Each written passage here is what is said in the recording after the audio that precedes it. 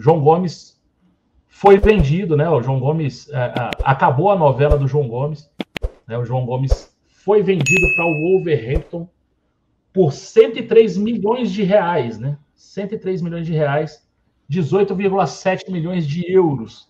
Na cotação de hoje, 103 milhões e 200 mil. Né? Ele vai assinar contrato por 5 anos. E, além disso, o contrato prevê 1,5 milhões de euros caso o jogador atinja algumas metas. E o Flamengo também ficou com 10% de uma venda futura do João Gomes. Né? E aí eu queria saber o que vocês acharam da venda, né? Assim, vou até falar antes de vocês. Eu acho que é o inevitável, né? Acho que era inevitável a venda do João Gomes. Eu acho que o valor é um valor ok, acho que é um bom valor. Não chega perto da multa, né? Mas eu acho que é um bom valor para ele. Principalmente por esses 10% aí, cara. Esses 10% tem possibilidade de virar muito dinheiro, né? E eu explico por quê. Transações entre times europeus geralmente são transações absurdas. Ele está indo para um time que não briga por título, é um time médio para pequeno lá na Inglaterra. Se esse cara fizer uma baita de uma temporada e, sei lá, for vendido para o Liverpool, para o Chelsea, é uma bolada. É papo de 200 milhões, 100 milhões de libras. 10% disso vai dar um dinheiro, parceiro. Então pode ser que aconteça com o João Gomes aquilo que aconteceu com o Pablo Mari, de uma forma diferente, né? O Pablo Mari deu muito dinheiro para o Flamengo, né? Na venda para o Arsenal. Pode acontecer a mesma coisa com o João Gomes, por formas diferentes, né? Por amarrações diferentes de contrato, mas pode acontecer a mesma coisa. Acho que é a vontade do jogador, né? O jogador quer jogar na Europa, quer jogar na Premier League, que é a liga mais difícil, a principal liga europeia hoje. Mas eu fico meio assim, sabe? Eu fico meio ressentido, porque, claro, eu gostaria do jogador aqui, mas eu acho que é uma questão inevitável, né, Renan? Uma hora ou outra ele ia mesmo, e acho que vida que segue, desejar toda a sorte do mundo para ele lá, e esperar que um dia ele volte, né?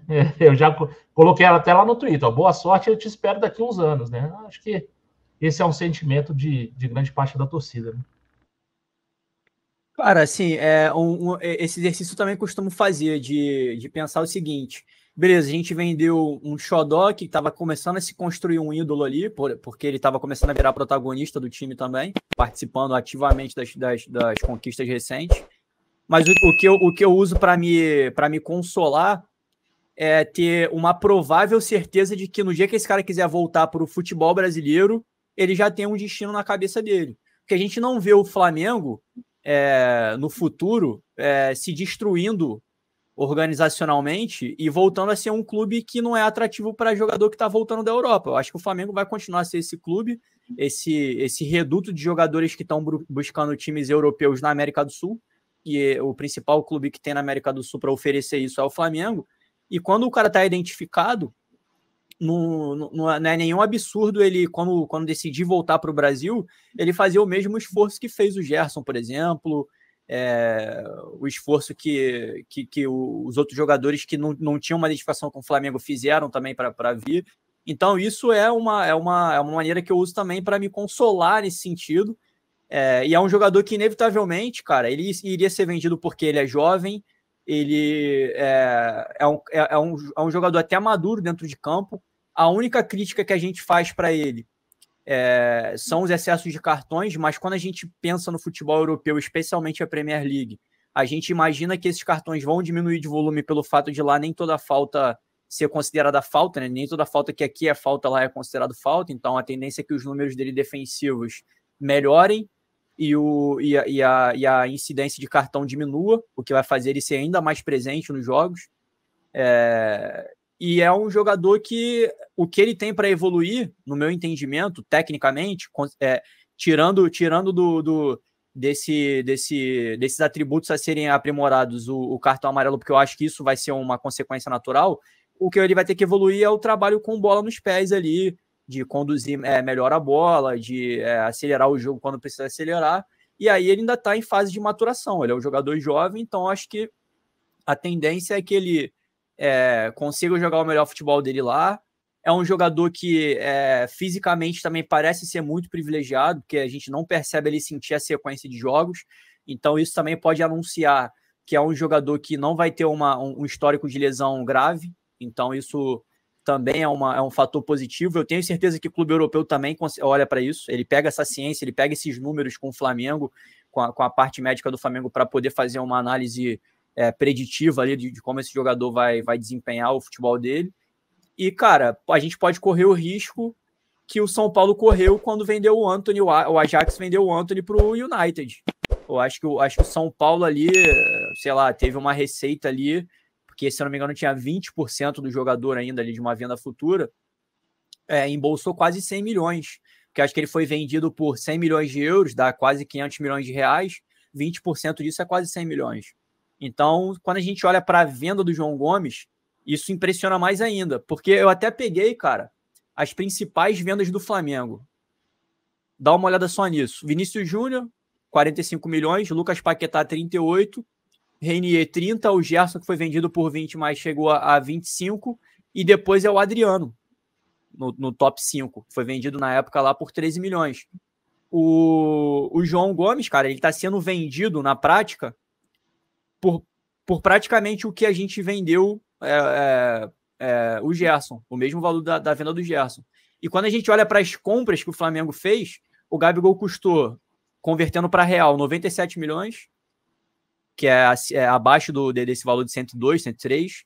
O Arrascaeta foi 89, Pedro 88, Cebolinha 73.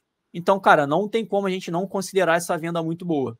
E assim, outro ponto positivo é que o Flamengo, óbvio que teve o Flamengo teve a felicidade do Gerson facilitar isso e participar ativamente desse processo, mas o Flamengo, antes mesmo de fazer a venda do João Gomes, já fez a reposição.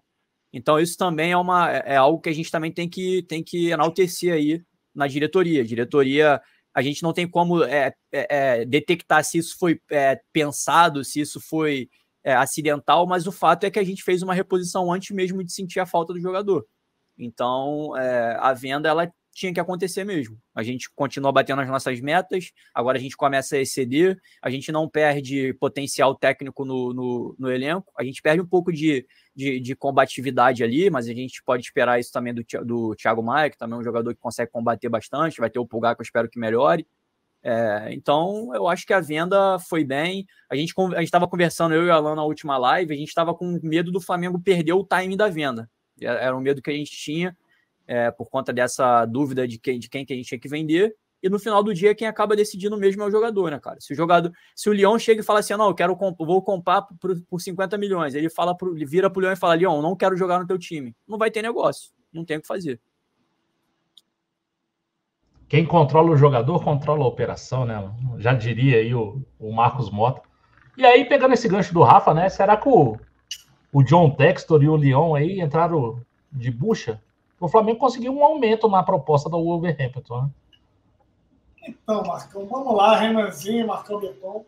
Cara, eu critico quando tem que criticar, mas hoje é para bater palmas, é para elogiar.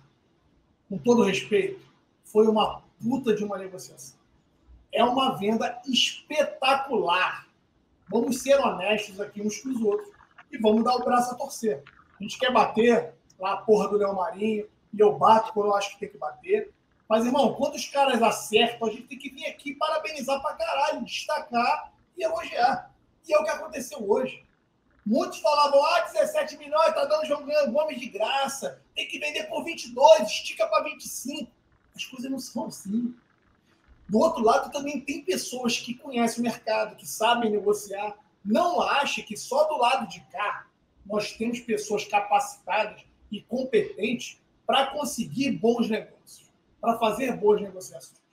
E aí, o que eu posso dizer a vocês é o que era 17, virou 18, essa questão se vendeu 100%, se mantém 10%, parece que a Premier League exige que os clubes na Inglaterra tenham 100% do atleta.